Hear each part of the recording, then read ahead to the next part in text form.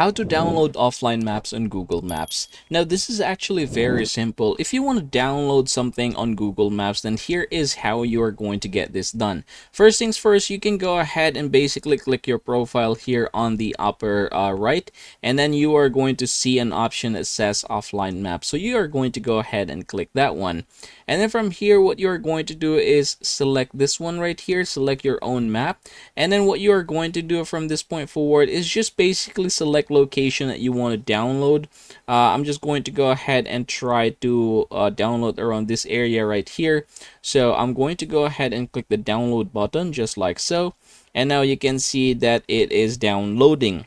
All right, there you go. So as you can see, we have now downloaded it. It is 113 MB and it's going to expire at this particular date right here, unless we're going to update it. Now I'm going to go ahead and select this map right here. And as you can see, now we have the map.